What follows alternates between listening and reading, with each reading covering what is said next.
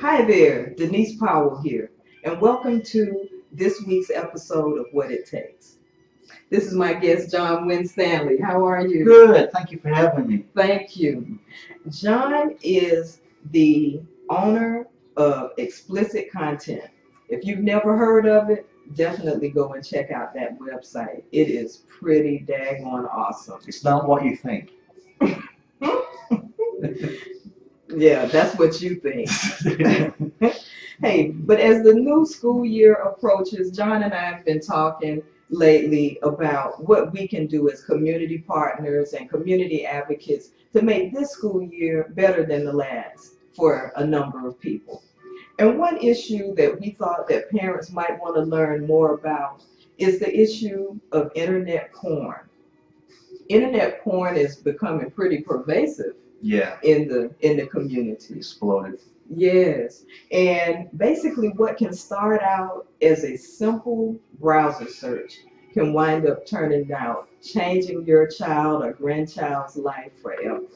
And that's why we want to really touch on that subject, because John is an expert in it. So we're going to rely on him for a lot of what we need to know, and hope that you'll contact him later to speak to your group or come out and speak to you individually or what have you. But let's get down to basics. John, how would you define porn?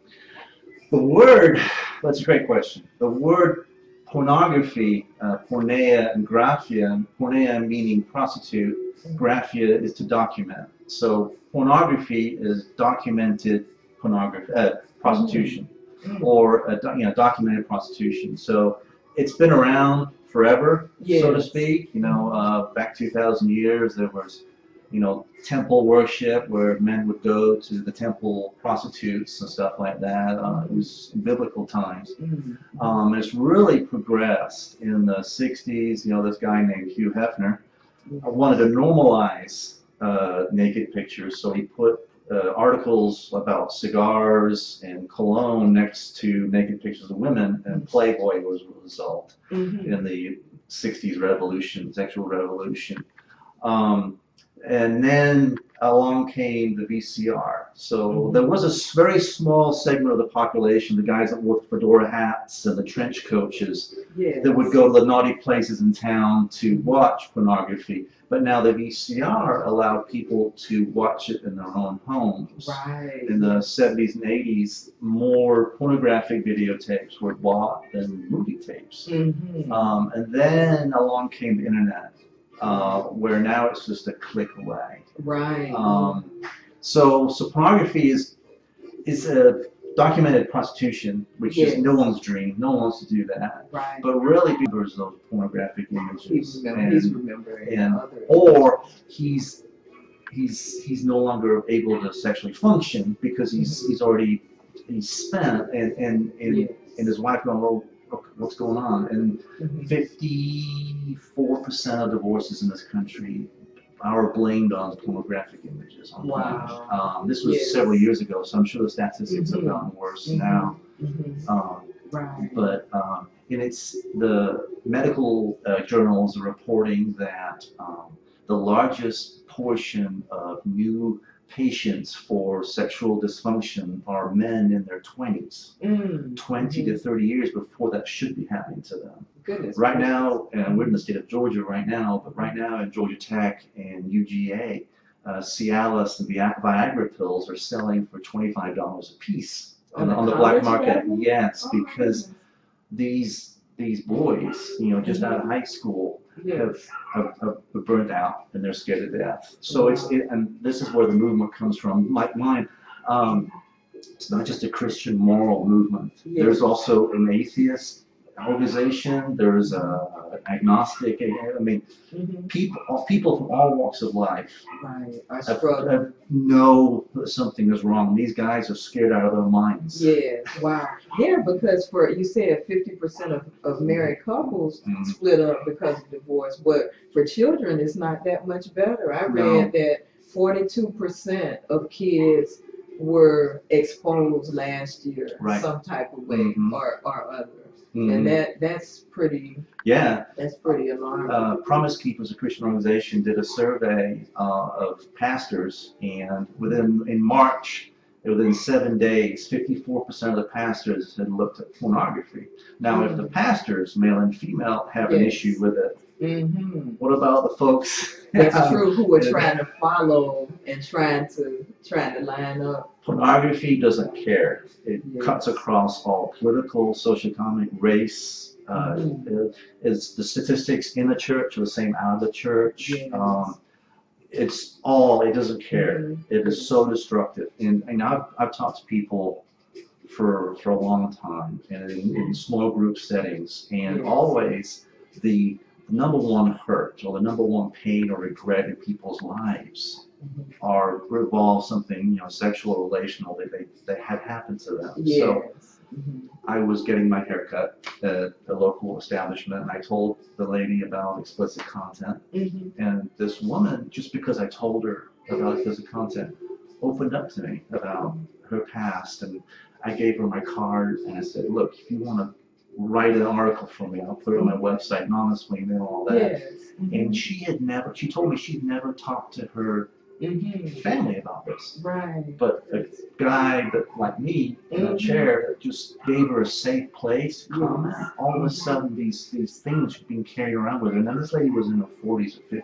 Yes, my goodness. Came out and stuff like that. And everywhere I've talked, everywhere I've been, no matter if it's a church, a business, a school, a Christian school, there has been a group of people in there that came to me afterwards going, yes, need to talk with you. Yeah, I need to talk to you. Wow. So it's so wow. I hope that's answered your question. That's a big question. Yeah, wow. Yeah, that's amazing. But what would you say is what have you found to be the average age at which children are exposed? Yeah, there's a couple statistics out there. The prevailing one is it's 11 years old. There's another one that says it's 8 to 11. Okay. My own son's exposed to pornography on a school bus a couple of years ago, which is part of the reason why I started explicit content.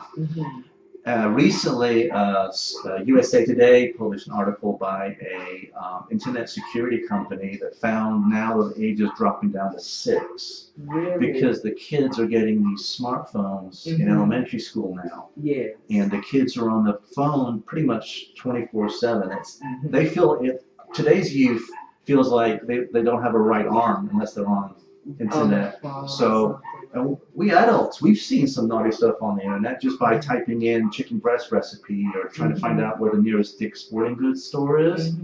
But so if our kids are on the internet so much more, we have to understand we can't have a blind eye that my kid's not seeing that. My kid's not. They are. Yeah. And we parents have to step up and talk to them about it. Yeah, that's true. That's true. Now, with the rise of technology and some of the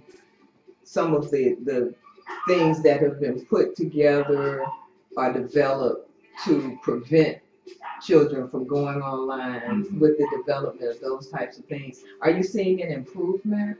Sadly, no.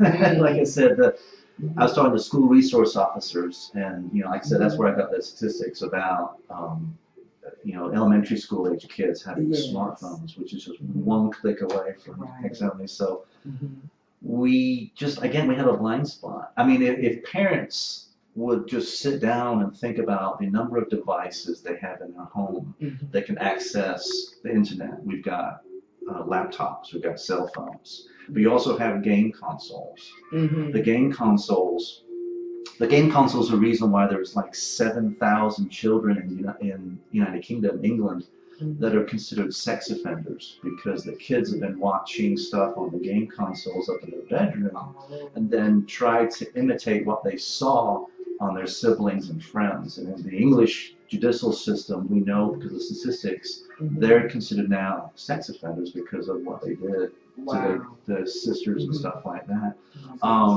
So it's scary for parents, and there's really simple solutions for all that. But right now, no, I'm not seeing an improvement from the parent side. That's why I feel so passionate about it. Yes, that's unfortunate. I've read that 1 in 10 kids photos are taken of them without their permission by either a friend or someone, and like most of them don't want. Well, of course they don't want that, especially if it's you know, not with their permission. Right. But what are some things that parents and guardians can do to prevent their kids from being exposed to porn online? Right. And grandkids. In my talks, I lay out a system. I called it, it's kind of corny, so bear with me. Okay. It's called PLAE, P-L-A-E. So it's kind of a play on words. Okay. But in a church setting, the P stands for pray. In a non-church setting, the P stands for plan. Parents need to sit down with their spouse or this family situation, and like I was saying, do an inventory of all the ways the family accesses the internet. Believe it or not, I mean, it's all 14 to 20 devices typical. I mean, smart TVs now, like I said, the game consoles and all that. So take your time, go out to dinner, a nice dinner, and sit down and plan. Sadly, used to be you had to pay to see pornography. Now you have to pay not to see it. There are some programs you can buy that are free, but I have found, and I have lots of information on the website, that the best ones are the paid for use sites. Yes. L is learn. Learn about your kids, their habits. I know the teenagers don't talk a lot. So I found that if we as parents are transparent and open, like if we tell our teens about what happened to us in the past, our teens and kids are more probable to open up about what happened to them. You need to learn about their friends and their habits and foster a community within the family of accountability. Which leads me to the A, which is accept. So we're planning, we're learning, and now we're accepting. You need to accept, parents need to accept that this is how it's going to be from now on. We grew up in a different level of openness. Our kids grew up in a world where passwords are being stolen from big corporations on a daily basis. That, like he was saying, they're putting their pictures out there on the internet. My father still freaks out when I put something on Facebook about our family. He said, well, that's private stuff, you know. So each generation has a different level of privacy. So we have to accept that our kids do not understand our level of privacy different from theirs. We have to also accept that our previous maybe sexual or irrational problems do not exclude us from helping our kids out. I have a lot of people that come to me and say, well, I just messed up. I don't feel like I have the right to tell my daughter. But you do. They're looking to us as their parents to help them out. And the final part is E, is engage. Take all that information you've learned about the software, the computers, and put a plan into place. Understanding that that plan has to be changing over time. When you come up with rules for the household for an elementary school kid, when they're in high school, they got to change. And so the engaging part is a continuous loop of the play system. So you're planning and learning, and you're accepting, and you're engaging.